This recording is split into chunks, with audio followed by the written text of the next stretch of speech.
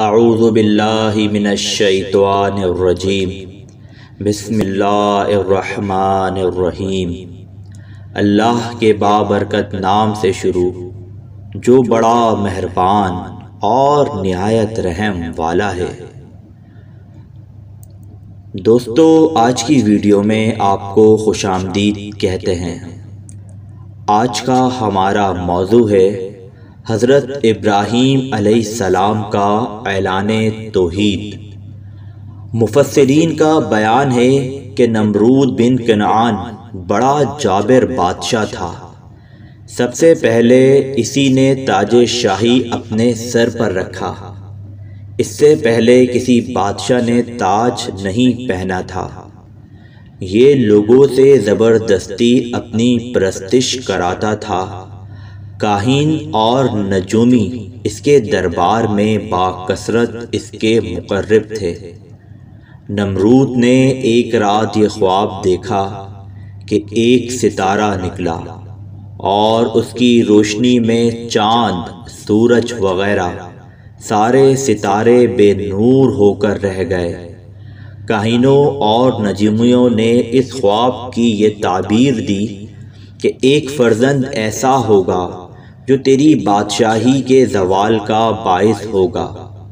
یہ سن کر نمرود بے حد پریشان ہو گیا اور اس نے یہ حکم دے دیا کہ میرے شہر میں جو بچہ پیدا ہو وہ قتل کر دیا جائے اور مرد عورتوں سے جدا رہیں۔ چنانچہ ہزاروں بچے قتل کر دیے گئے، مگر تقدیرات الہیہ کو کون ٹال سکتا ہے۔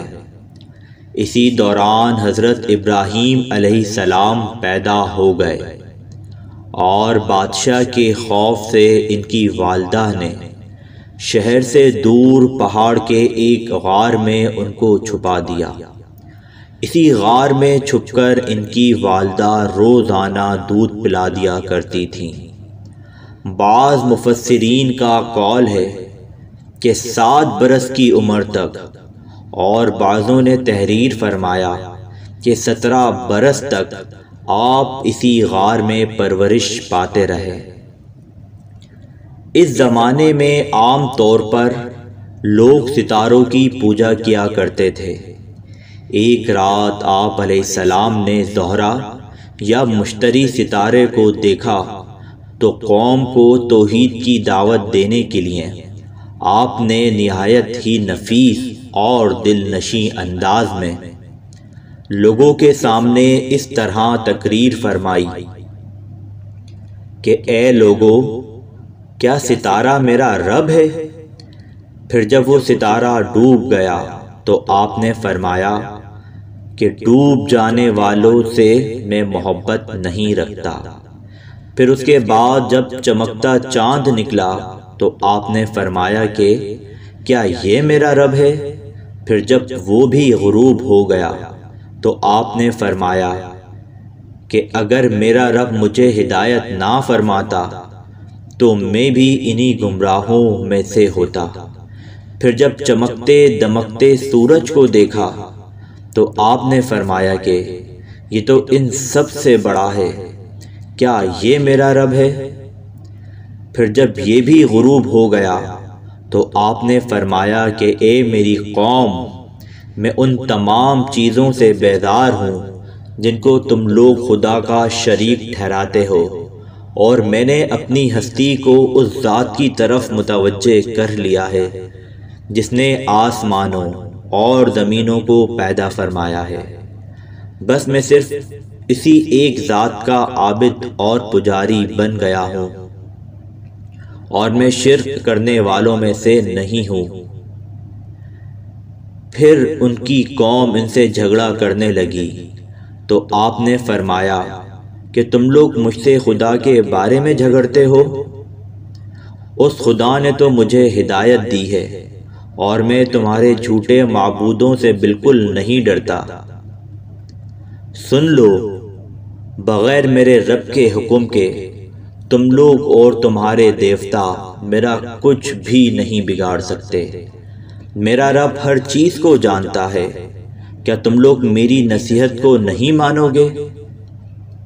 اس واقعے کو مختصر مگر بہت جامع الفاظ میں قرآن مجید نے یوں بیان فرمایا: پھر جب ان پر رات کا اندھیرا آیا، ایک تارا دیکھا، بولے اسے میرا رب ٹھہراتے ہو۔ پھر وہ ڈوب گیا، بولے مجھے خوش نہیں آتے ڈوبنے والے۔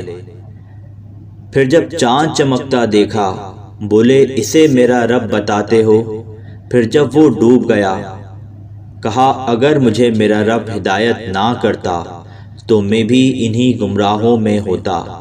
پھر جب سورج جگمگاتا دیکھا، بولے اسے میرا رب کہتے ہو، یہ تو ان سب سے بڑا ہے۔ پھر بھی جب وہ ڈوب گیا، کہا اے قوم، میں بیزار ہوں ان چیزوں سے جنہیں تم شریک ٹھہراتے ہو۔ میں نے اپنا منہ اس کی طرف کیا جس نے آسمان و زمین بنائے، ایک اسی کا ہو کر، اور میں مشرکوں میں نہیں۔